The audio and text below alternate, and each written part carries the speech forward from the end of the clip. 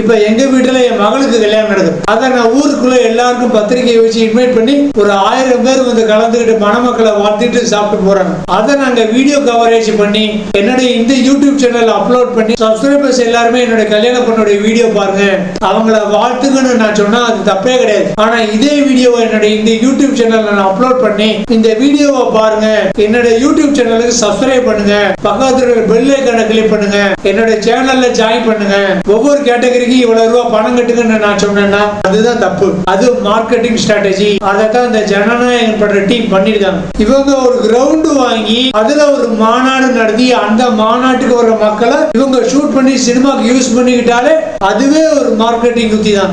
அப்படி இருக்கும் போது பொது ரோட்ல தான் நடத்துற நிகழ்ச்சியில மக்கள் கூட்டத்தை வேணும்னே லேட்டா வந்து தனக்கான டிமாண்ட் அதிகமாக்கி மக்கள் கூட்டத்தை இன்னும் அதிகமாக்கி வேனையும் பசை இன்னும் உள்ள நுழைச்சி இன்னும் இட நெரிசலை அதிகமாக்கி மக்கள் மனசுக்குள்ள ஒரு பதட்டத்தையும் ஒரு பரபரப்பையும் உண்டாக்கி அதை போலீஸ் பெர்மிஷன் இல்லாம டாப் ஆங்கிள் ட்ரோன் ஷாட்டுகள் மூலமா ஷூட்டிங் எடுத்து அதை தன்னுடைய படங்களுக்கு யூஸ் பண்ணி காசு பார்க்க நினைச்சா இதை விட ஒரு கேவலமான ஒரு மொல்லமாரித்தனம் கிடையாது. மக்களுடைய அன்பை அவங்க கொடுக்கிற ஆதரவை மிஸ்யூஸ் பண்ணி சினிமாவுக்கு கலெக்ஷன் பார்க்கவும் எலெக்ஷன்ல ஓட்டு பார்க்கவும் இப்படி தப்பான வழியில சப்ஸ்கிரைபர்ஸ் கஸ்டமர்ஸ் சேர்க்க முயற்சி பண்ணி 43 பேரை கொள்றதுங்கிறதெல்லாம் ரொம்ப பெரிய பாவம். இது எல்லாத்தையுமே ஜூனியர் ஆர்டிஸ்ட்களை வச்சு எடுக்கணும். தன்னுடைய சினிமா உச்சத்தை தொடர்ந்துட்டு வந்த இவர் ஒரு படத்துக்கு 200 கோடி ரூபாய் சம்பளத்தை தியாகம் பண்ணிட்டு வந்த இவர் இந்த சினிமாவா எடுக்கணும்னா 10,000 ஜூனியர் ஆர்டிஸ்ட்களை சம்பளம் கொடுத்து வரவழைச்சு அவங்களுக்கு தண்ணி கொடுத்து சாப்பாடு போட்டு ராத்திரி நேரம் ஷூட் பண்ணி முடிச்ச பிறகு அப்புறம் அவங்களுக்கு நைட் சாப்பாடு போட்டு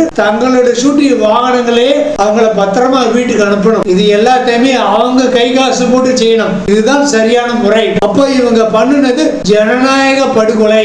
இதே சம்பவம் வெளிநாட்டுல நடந்திருந்தா விஜய்க்கு நேரம் ஒண்ணு மரண தண்டனை கொடுத்திருப்பாங்க, இல்லைன்னா பரோல்ல வர முடியாத 41 ஆயுள் தண்டனை கொடுத்திருப்பாங்க. ஆனா நம்ம மக்கள் இழிச்சவாயங்களாவோ தற்குறிகளாவோ நம்ம அரசுகள் சுயநலவாதியா இருக்கிறதுனாலதான் இந்த மாதிரி ஆட்கள் தைரியமா இன்னும் நடமாட்டிட்டு இருக்காங்க. Election date அறிவிச்சாச்சு.